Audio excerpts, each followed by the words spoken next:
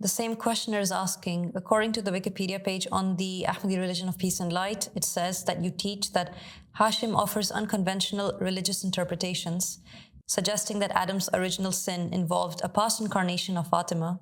Jesus survived the crucifixion by exchanging souls with Simon of Cyrene, and Mani was the offspring of Jesus and Mary Magdalene. We have also said that St. Paul, an important saint in the Catholic faith, is false and led Catholics astray, and that most of the popes of the Catholic Church are false. To most Catholics, thoughts like these would be considered blasphemous. What sources do you base these beliefs on?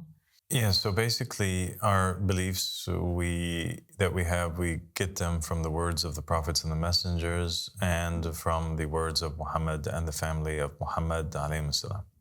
There's a narration from Imam Ali alayhi salam that says that most of the truth is found in that which the people deny. You also have a verse in the Holy Quran that states that if you follow most of the people on the earth, that they will lead you astray.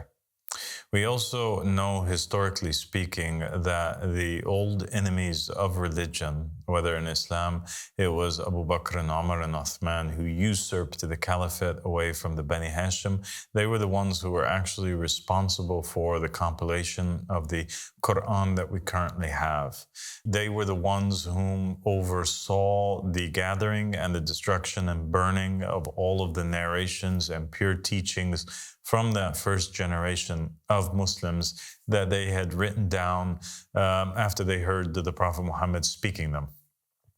We also know that the main sources of narrations for Muhammad and the family of Muhammad were compiled and written hundreds of years after the Prophet's death during the Umayyad Empire and the Abbasid Empire, two regimes, two empires that had a lot of animosity against Muhammad and the family of Muhammad and oppressed and actually imprisoned and killed the Ahlul Bayt alayhim salam.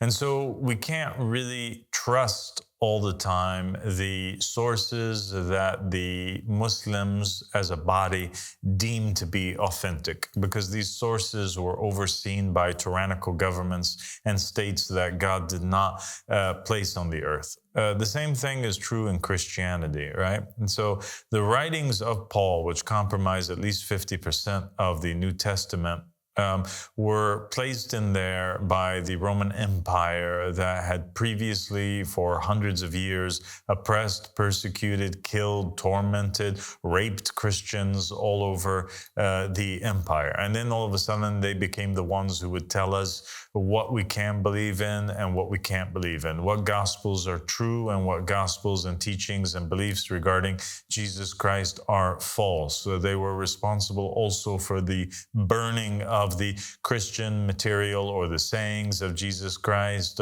and the propagators of certain views that didn't align with the Roman Empire. They were responsible for killing and exiling these individuals. We believe that a lot of the truth and the original teachings, and also a lot of the scholars state, by the way, the scholars, whether secular scholars or scholars of the Bible, they say that it is such a great shame what had happened, because a lot of those teachings that were burnt, that were destroyed, and of the opposition, that these teachings were more likely more aligned with the original words and sayings of Jesus Christ. Okay, so that they were closer to the truth is what they were saying. And so we believe that just because there are manuscripts, historical writings that the main body of Christians have left out, or they don't recognize, or they don't acknowledge, does not mean that it is false. And we as believers have an obligation to never deny,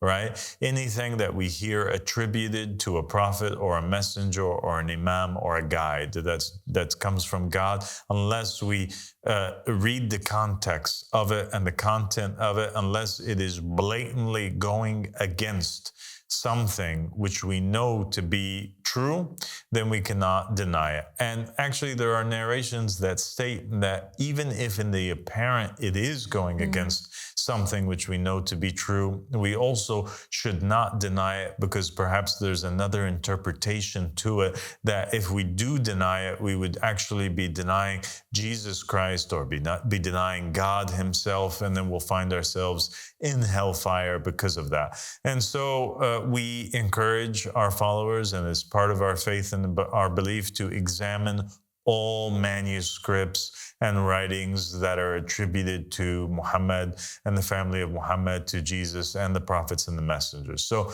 a lot of our beliefs are taken from manuscripts, gospels that are Gnostic ones, or apocryphal writings that were rejected by the church officially, or rejected by the mainstream body of Muslims officially. But we have imams such as Imam Ahmad al-Hashem alayhi salam, or Imam al-Mahdi, that have told us that no, these sources are correct, or these aspects of these sources are correct. And that's exactly what happened, that led us to believe that, for example, the tree in the Garden of Eden was an allegory for an individual, and it was not a literal tree that had fruits, for example, that people bit or ate off of.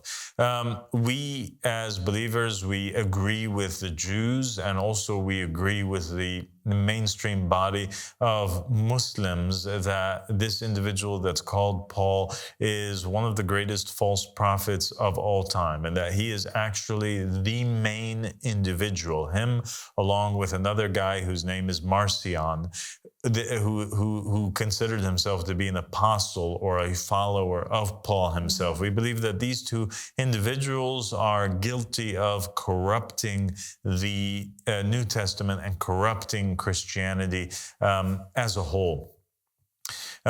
We also have traditions from Muhammad and the family of Muhammad that specifically state and name Paul as a corrupter of the Bible, and they state that he has a specific place in hellfire. Rather, there is a place in hellfire that is called after him. It's named after him, called Paul, for all of those whom accepted Paul and defended Paul. They die and they go to this hellfire that's called Paul.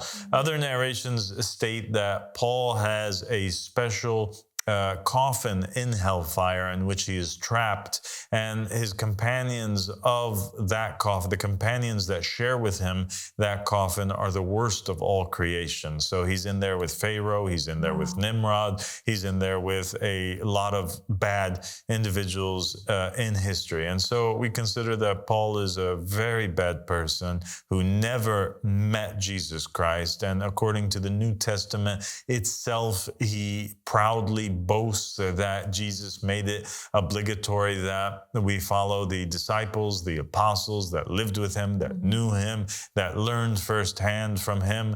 But he chooses to reject them, to accuse them of hypocrisy, to challenge them in public. He self-appointed himself as the apostle to all of the Gentiles.